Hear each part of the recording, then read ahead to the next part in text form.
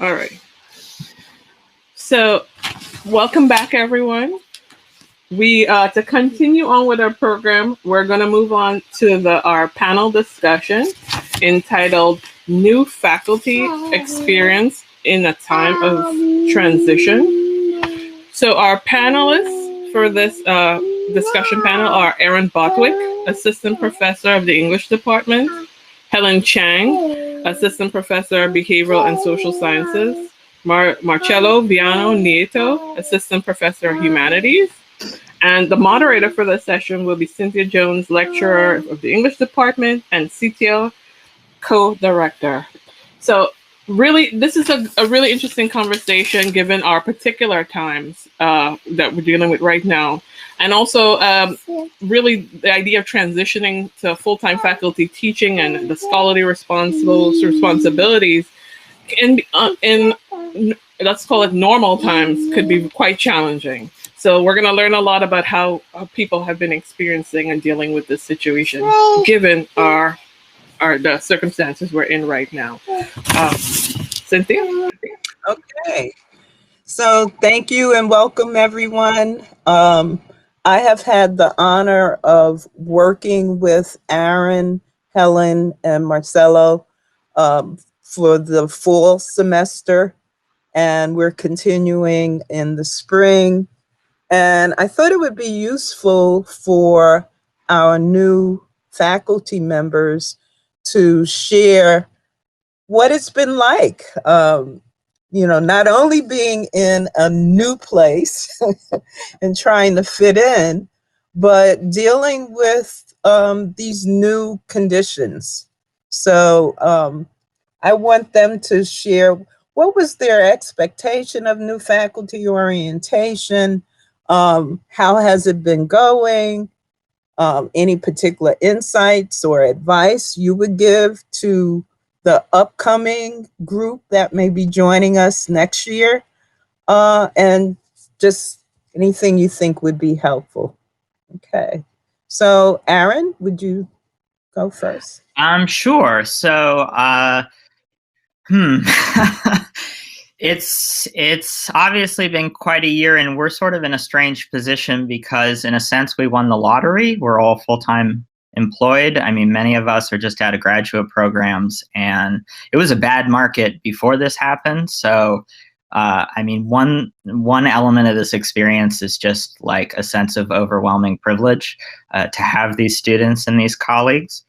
I guess if I had advice to a new faculty member, it would be to, and this is hard virtually, but try to meet as many people as you can, as quickly as you can.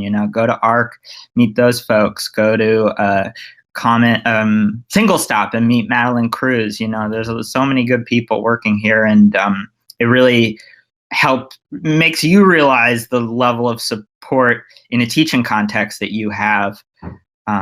So that would be my advice. Listen as much as you can. A lot of people are willing to talk to you and give you advice.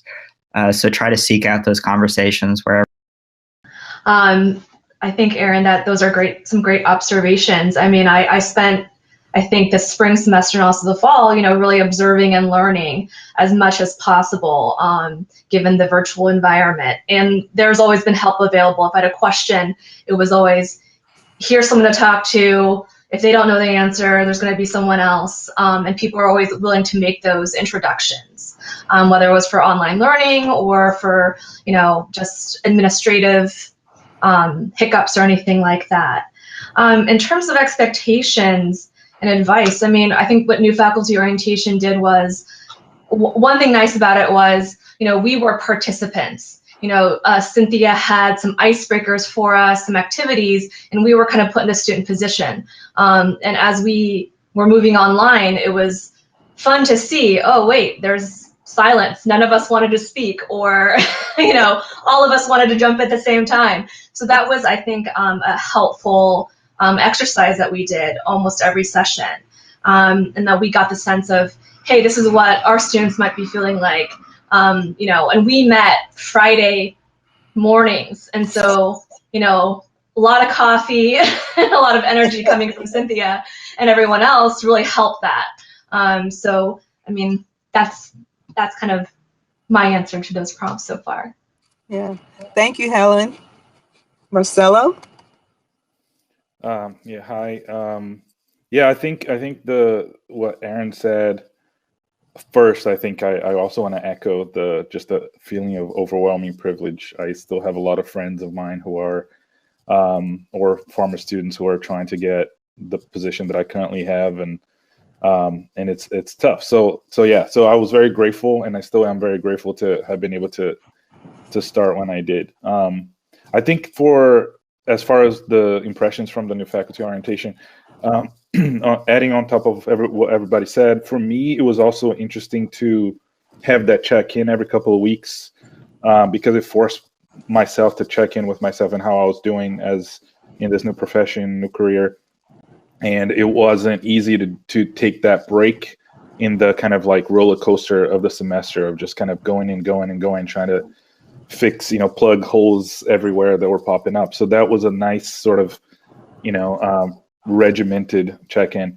The other thing too is, and we talked about this a lot during faculty orientation, is that because the online environment, you miss that kind of day-to-day spontaneous contact with people, and then it's really hard to make that up.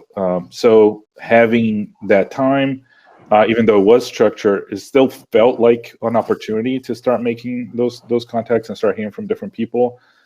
So I thought that was really helpful.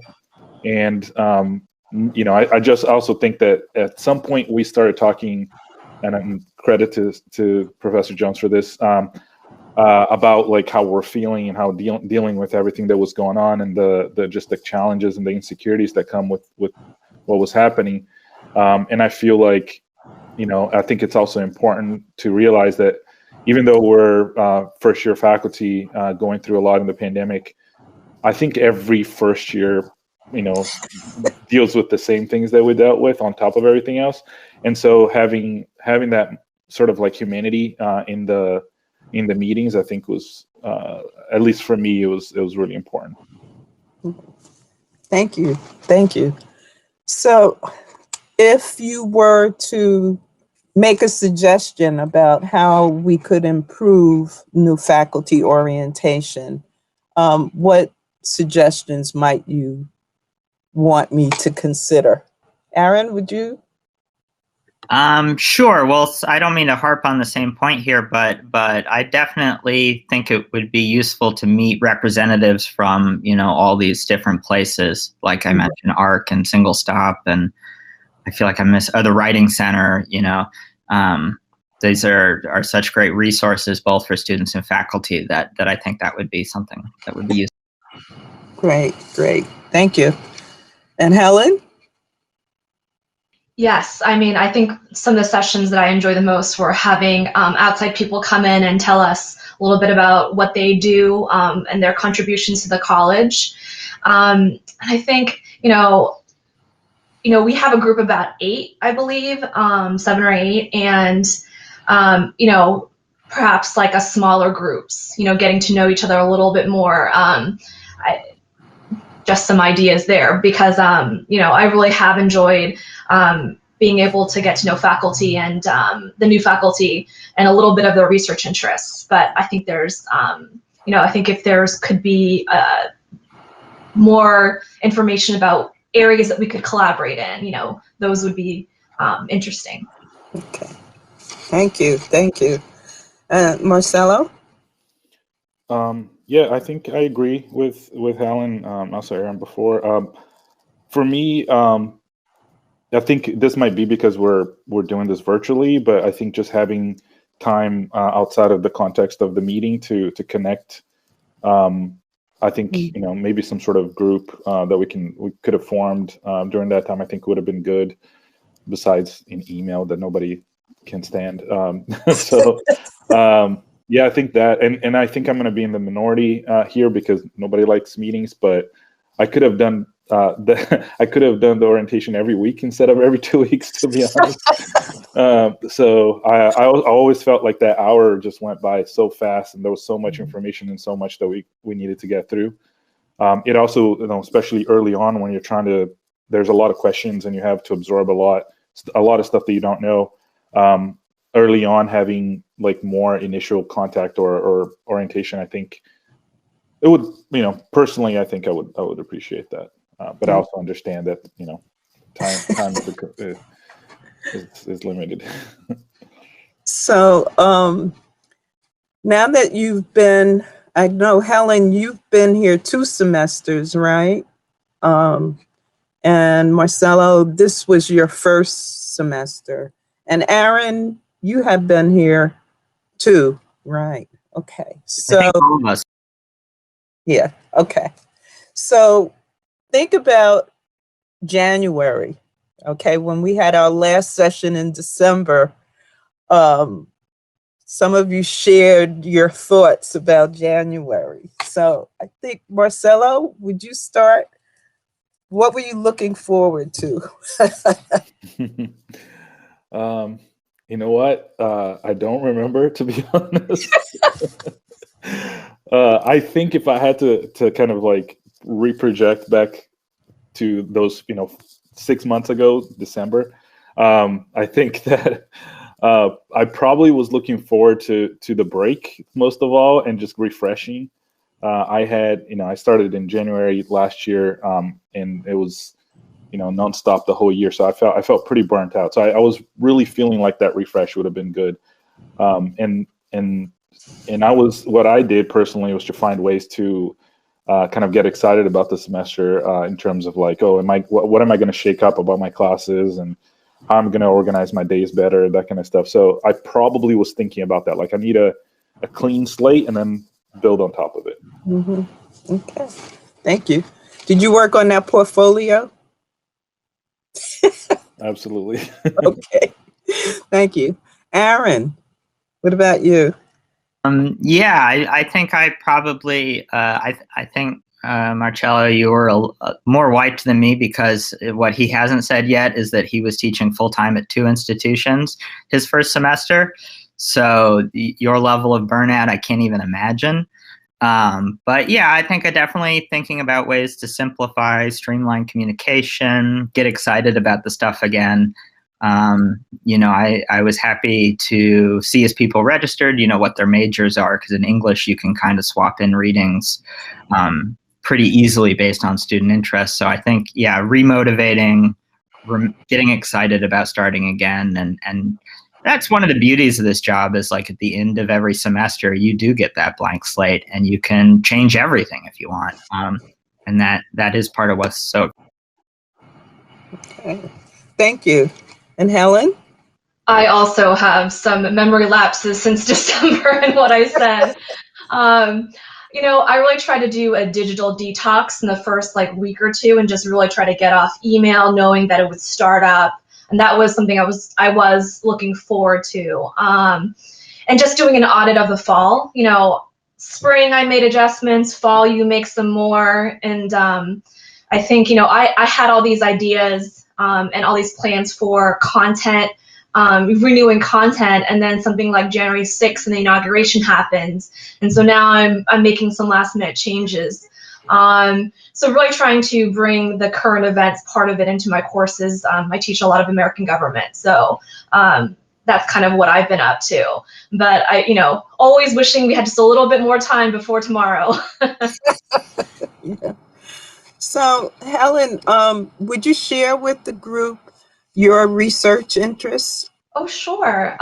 So, my graduate work was on elections, a very timely topic, though my dissertation was really about international or comparative elections across many countries.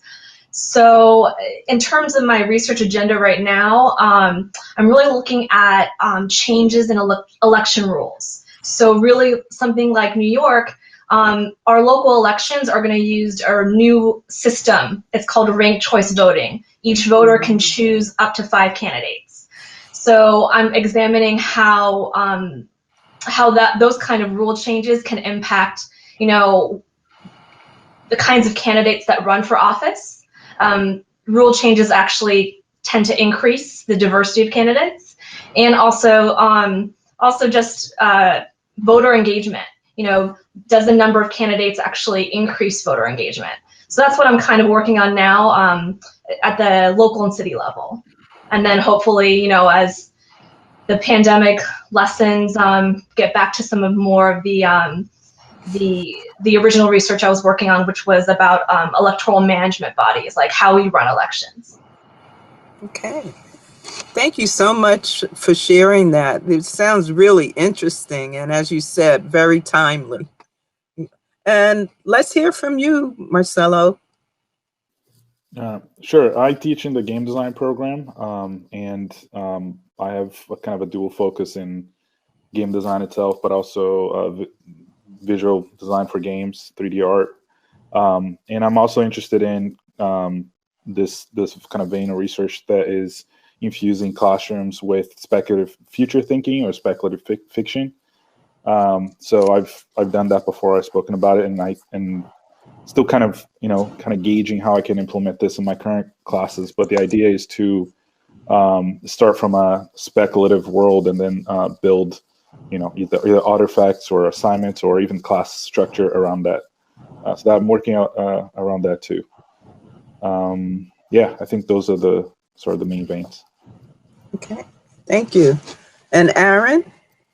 I work on the history of suicide, particularly in Britain, and as it relates primarily to British fiction in the late 19th and early 20th centuries. So right now, for example, I'm working on a thing about early sociological studies of suicide, Durkheim and Mauss and so on, as compared to, that their relationship to how suicide is dealt with in Golden Age detective novels, so like Dorothy L. Sayers, Agatha Christie, and so on. Okay. So I really appreciate the three of you sharing your research. And I know there was mention about collaboration. So I think since you shared it with the college community, there may be others reaching out to you to join you in your research. So thank you very much for sending that out and letting everyone meet you, hear a little bit about how things are going. And I really appreciate the time that you took to share that with us.